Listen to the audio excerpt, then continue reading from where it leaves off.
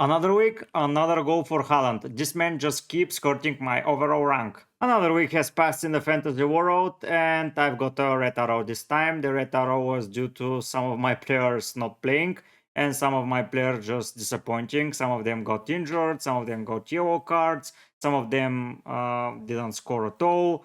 But overall, no, I'm not delighted. I'm a little bit disappointed. Let's go player by player. First of all, Johnston in goal. He conceded several goals against Wootton. I mean, come on, I expect clean sheets from him from the last two fixtures, and he conceded 5 goals in them. I'm a little bit disappointed, and I'm looking forward to transferring him out. But for now, he's staying in the team because next week he has another okay fixture. In defense, Trippier for 4 goals from Newcastle, he didn't do anything. When I didn't own him, from 3 goals he was part of the 3, from 6 he was part of the 4, but now from 4 he's part of 0 and a yellow card, so that means 1 point, but I expect good things from him because the fixtures are becoming easier and easier and he will get more attacking returns, at least in my opinion. Trent, he was the star of this week, 8 points he scored against City.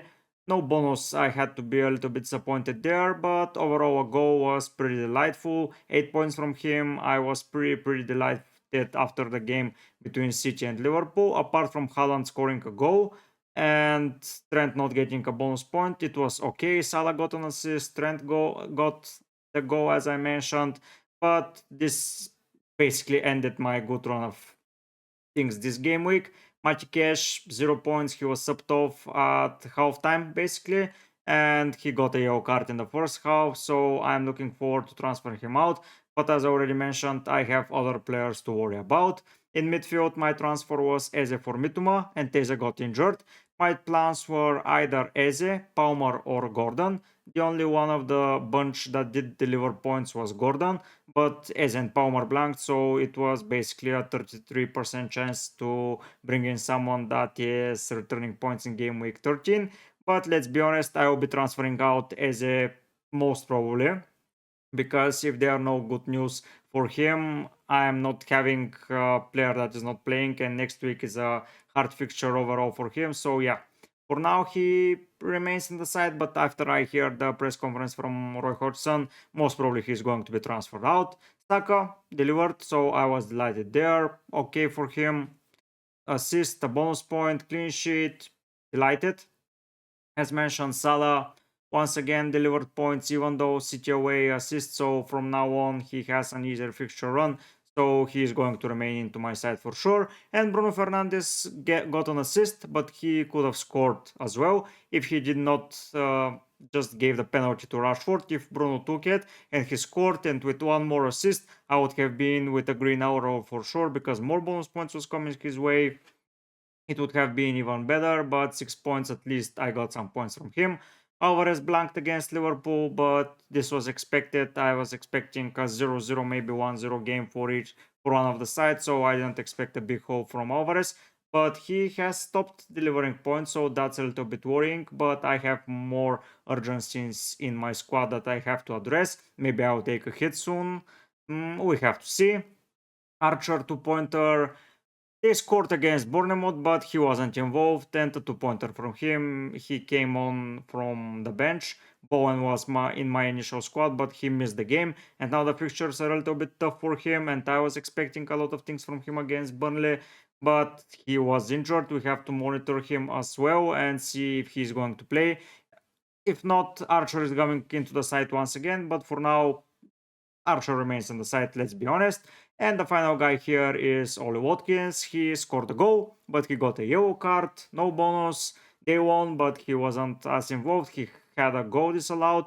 But now the tougher fixtures begin for him, and I believe that in those fixtures he can thrive even better because he's so fast. And when on the counter, Aston Villa are pretty devastating, and they've beaten Tottenham, so why shouldn't they beat Arsenal or Manchester City? We have to see, but now let's focus on game week 14 and the games up ahead and see how my team is looking up for the upcoming fixture. 2.1 million in the world, not a great rank overall, but we keep going with the No Haaland project. In goal, I'm still remaining with Johnston. Here he's playing West Ham away from home. I believe him to concede a goal, but I do not have a spare transfer just to waste it on a goalkeeper right now. Turner is not playing anymore, so Johnston will have to remain in the side. Soon I will be transferring him out, maybe for Rob Sanchez from Chelsea because their fixtures are turning for the better, maybe for someone else. I have to see because Chelsea are not pretty good defensively. They conceded 8 goals in the last 2 fixtures, but they played City and Newcastle.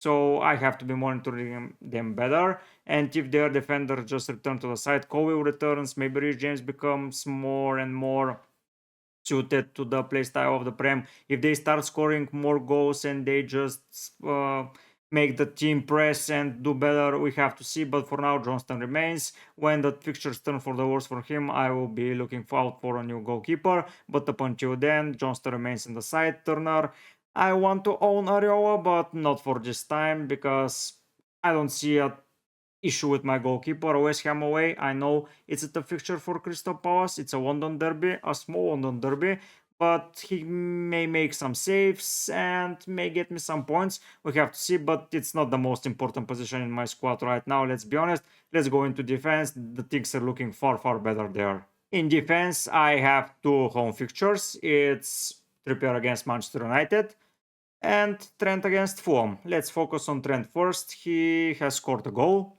in the last game, so I believe that he will be getting back into form and more people will want him in his side. And I already own him, so I will be reaping the rewards, let's be honest. And a goal or a cheeky assist from a set piece for me is coming his way against Fulham and a clean sheet, so I expect a big goal from him. Trippier against Manchester United, yeah, United have been solid, but they have been playing against far weaker oppositions.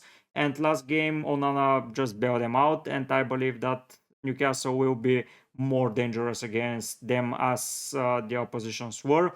And Trippier, I hope finally he returns some points, and I hope just he is not going to be benched. Let's be honest, against Manchester United, such a hard fixture, and then don't have such a relying bench right now because they're with so many injuries and suspensions left, right, and center. So Trippier will be starting, and this probably is going to be the last chance for Match Cash against Bournemouth.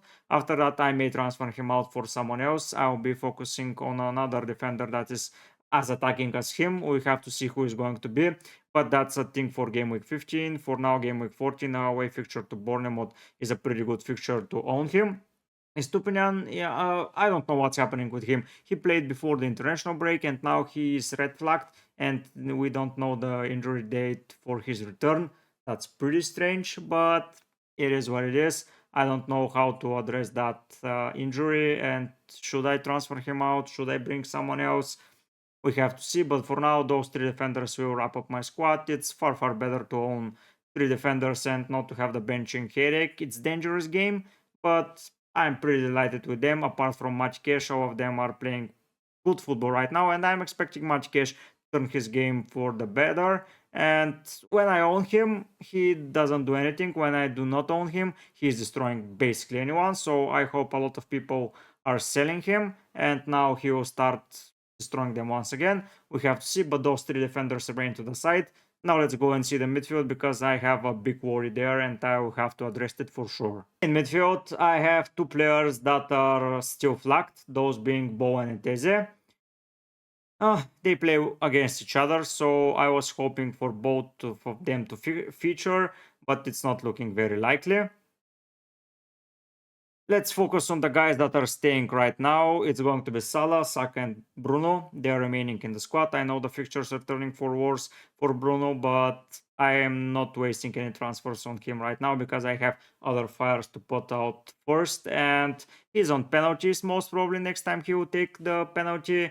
And Newcastle, they have been struggling with the defense. I know that I already mentioned that Trippier is going to become better and better, but I expect him to become better and better in the attacking part. In defensive parts, they've been conceding, so I expect Bruno to be involved.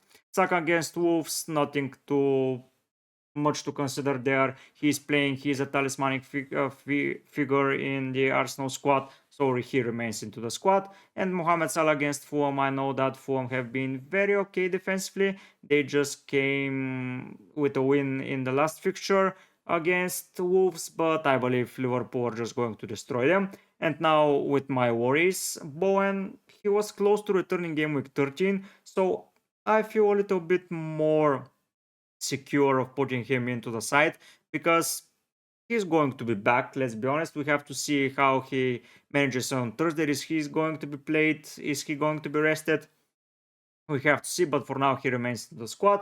And the guy that I'm most probably going to take out, sadly, is going to be Eze, who I just transferred in. I'm going to be bringing most probably Mbumo, even though he has a blank in game week 18.